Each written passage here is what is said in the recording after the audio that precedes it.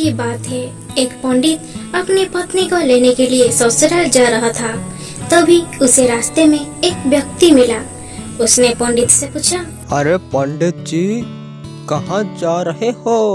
पंडित ने कहा, अरे बिट्टुआ, हम अपने पत्नी को लेने ससुराल जा रहे हैं। हैरानी से उस व्यक्ति ने पंडित से कहा कि आप पितृपक्ष में पत्नी को लेने के लिए जा रहे हैं। क्या आप जानते नहीं है कि इस महीने में किसी तरह का शुभ कार्य नहीं किया जाता? पंडित ने तपक से कहा, अरे मैं ब्राह्मण हूँ, मेरे ऊपर ये सब नियम लागू नहीं होते।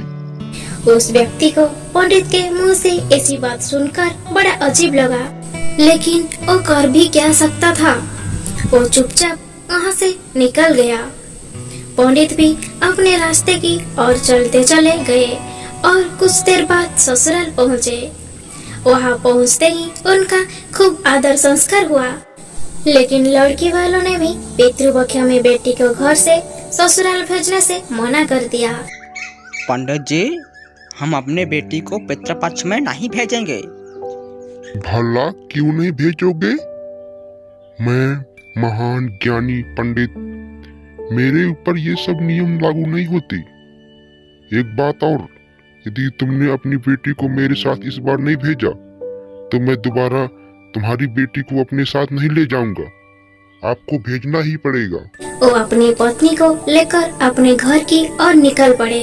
रास्ते में कुछ देर आगे बढ़ने पर पंडित को जोर से प्यास लगने लगी। सामने ही उन्हें कुआं नजर आया। वो वहाँ गए और रस्सी को खींचकर पानी निकालने लगे। उसी वक्त एक व्यक्ति भी वहाँ पहुँचा और उसने पंडित से अपने लिए भी पानी निकालने के लिए कहा। ओ पंडित जी, हमको भी पानी पिलाओ, हमको बहुत ज्यादा प्यास लगी है। जैसे ही पंडित उसके लिए पानी निकालने लगे तो उसने पंडित को उठाकर कुएं के अंदर डाल दिया और पंडित के वेश में उसकी पत्नी के साथ रास्ते में आगे बढ़ने लगा। दोनों कुछ देर बाद पंडित के घर पहुंच गए। वो व्यक्ति पंडित का ही रूप बनाकर उस महिला के साथ रहने लगा।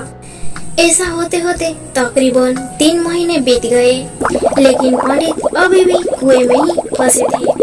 कुछ दिनों बाद उसी कुएं के पास एक व्यक्ति अपनी बेल लेकर गुजर रहा था। बेलों के गले की घंटी की आवाज कुएं के अंदर फंसे पंडित को कानों पर पड़ी।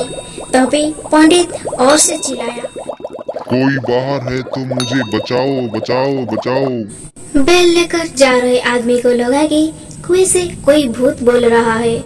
फिर भी वो हिम्मत करके कुएं के पास गया और पूछा, कौन हो तुम? पंडित ने कुएं के अंदर से ही उस व्यक्ति को अपने साथ हुई पूरी घटना के बारे में बता दिया। सब कुछ सुनकर उस इंसान का दिल भर आया और पंडित को कुएं से बाहर निकाल लिया। कुएं से निकलते ही पंडित फटाफट अपनी पत्नी से मिलने के लिए गांव पहुंच गया। वहां जाते ही उसे पता चला कि उसी के बेस का एक इंसान गांव में रह रहा है। पंडित ने अपने पिता को बताया कि पिताजी, मैं आपका बेटा हूँ जो हमारे घर में रह रहा है ना, वह मुझे कुएं में धक्का देकर मेरा रूप बदलकर मेरी घरवाली के साथ रह रहा है।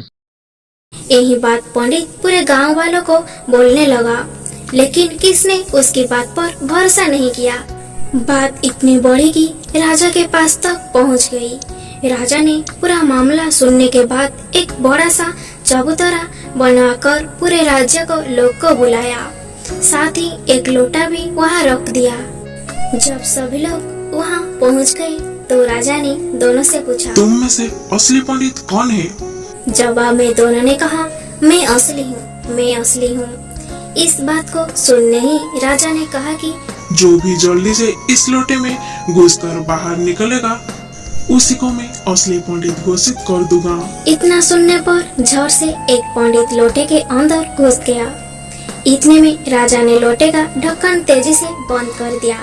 लोटे के अंदर बंद होते ही वो चिल्लाने लगा कि राजा, मुझे माफ कर दो, मैं आगे से ऐसा कुछ नहीं करूँगा। इतना सब देखकर लोग समझ गए कि असली पंडित कौन है। सबको पता चल गया कि वो भूत था जो लोटे में घुस गया था। वहाँ भूत पंडित को सबक सीखने के लिए उसका रूप बनाकर उसी के घर में रह रहा था, क्योंकि वो पितृपक्ष में शुभ कार्य कर रहा था।